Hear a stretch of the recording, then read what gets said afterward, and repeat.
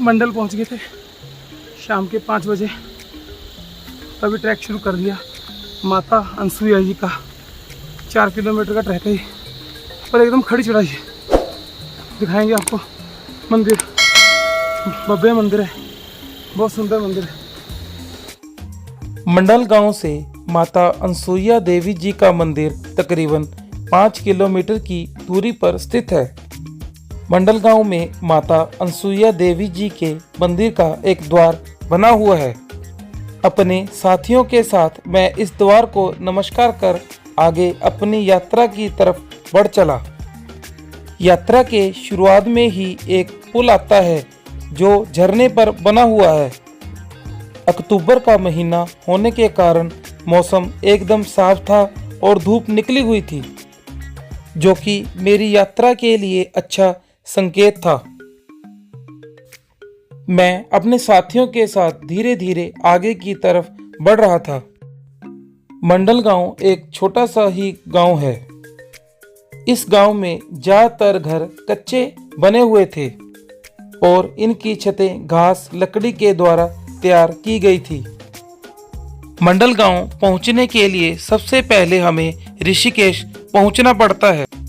ऋषिकेश से कार एवं बस द्वारा हमें 250 किलोमीटर की दूरी तय करके चमोली पहुंचना पड़ता है। चमोली से 10 किलोमीटर की दूरी तय करने के पश्चात गोपेश्वर होते हुए 13 किलोमीटर की दूरी तय करके हम मंडल गांव पहुंच जाते हैं और यहीं से माता अनसुईया देवी जी की यात्रा की शुरुआत होती है।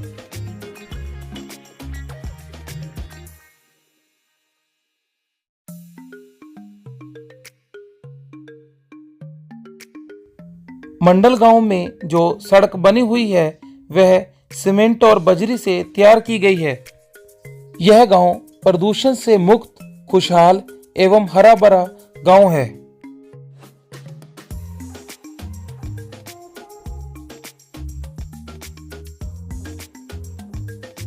गांव के ज्यादातर वृक्ष फूलों और फलों से लदे पड़े थे। इन सभी को देखता हुआ मैं धीरे धीरे अपने दोस्तों के संग आगे बढ़ रहा था। मैं जैसे जैसे आगे की तरफ बढ़ रहा था, जंगल और भी घना होता जा रहा था। पहले जो रास्ता पक्का बना हुआ था, अब वह रास्ता पथरीला हो चुका था।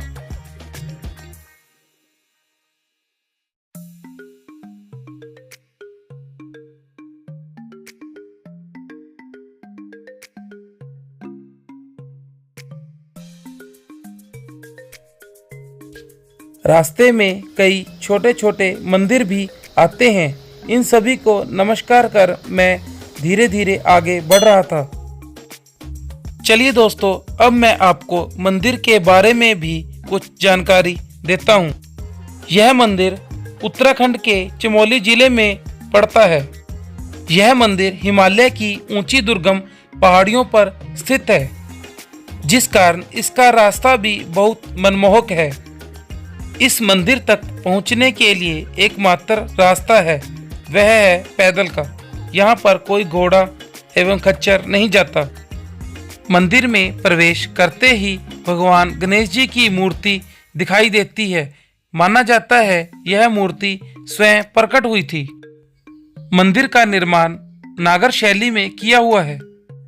मंदिर के गर्भगृह में सती अनसुईया देवी की मूर्ति स्थापित है।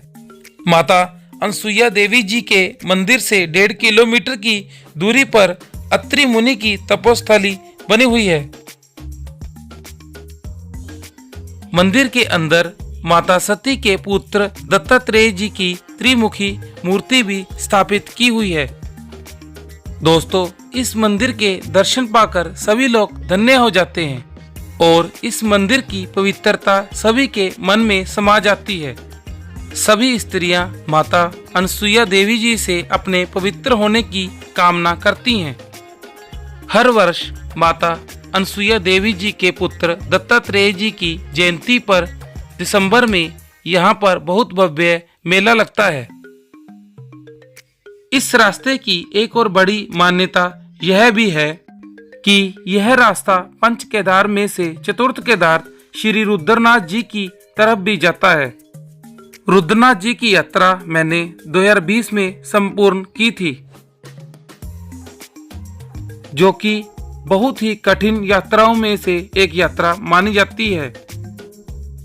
दोस्तों, अनसुईया देवी जी का मंदिर एक प्राचीन हिंदू मंदिर है।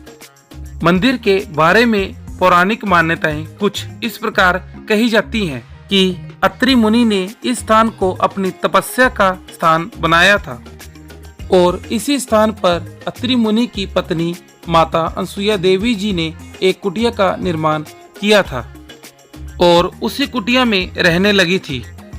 देवी अनसुईया जी के बारे में कहा जाता है कि देवी अनसुईया एक पतिव्रता स्त्री थी, जिस कारण उनकी प्रसिद्धता तीनों लोकों में फैल गई थी।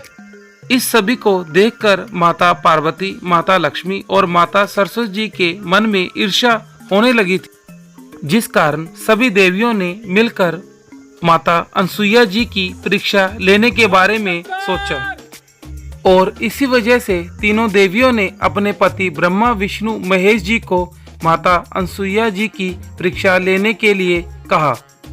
लेकिन तीनों भगवानों ने देवियों को ऐसा करने से मना कर दिया। लेकिन जब तीनों देवियां नहीं मानी तो विवश होकर तीनों देवता माता के आश्रम में चले जाते हैं। वहां जाकर तीनों देवता साधु का वेश धारण कर लेते हैं और माता के द्वार पर भोजन की मांग करने लगते हैं। जैसे ही देवी अनसुईया साधुओं को भोजन देने लगती है तो तीनों साधु देवी अनसुईया जी के सामने भोजन स्वीकार करने के लिए उनके सामने एक शर्त रखते हैं कि देवी अनसुईया जी को निवस्त्र होकर भोजन परोसना होगा, तभी साधु भोजन ग्रहण करेंगे। दोस्तों, इस बात को सुनकर देवी अनसुईया चिंता में डूब जाती हैं और सोचती हैं कि वो ऐसा कैसे कर सकती हैं।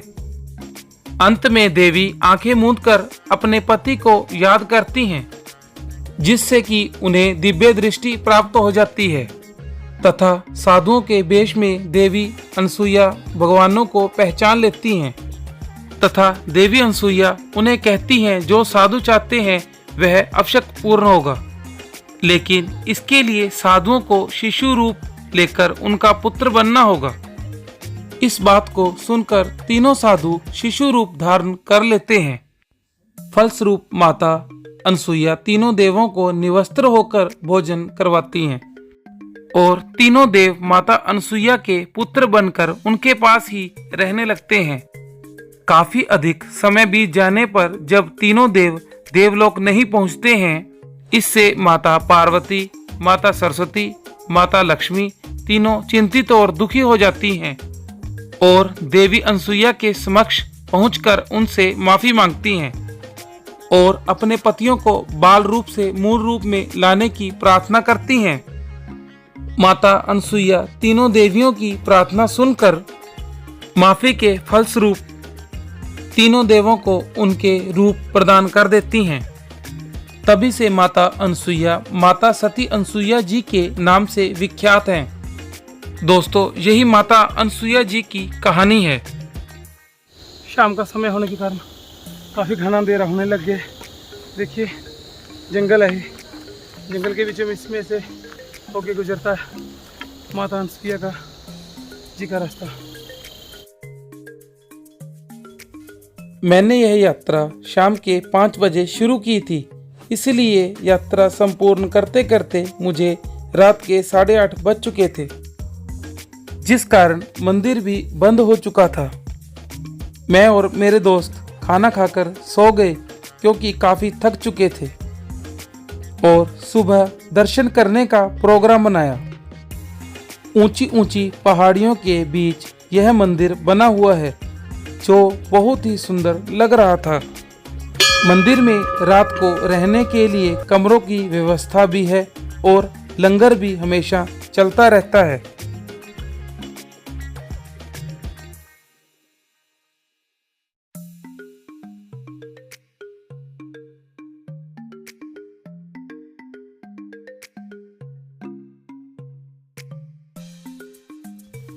मंदिर के अंदर कैमरा मोबाइल लेकर जाना वर्जित है, जिस कारण मैं आपको अंदर के दर्शन नहीं करवा सकता।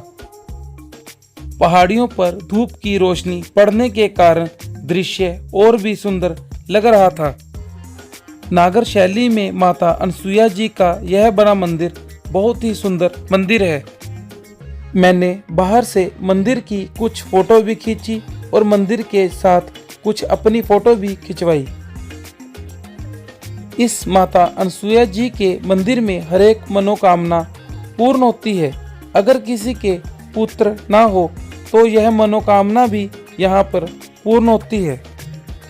मैंने भी माता अनसुईया जी के मंदिर की परिक्रमा की और अंदर जाकर माता जी को नमस्कार किया। इसी के साथ मेरी माता अनसुईया जी की यात्रा निर्विघ्न संपूर्ण हो गई।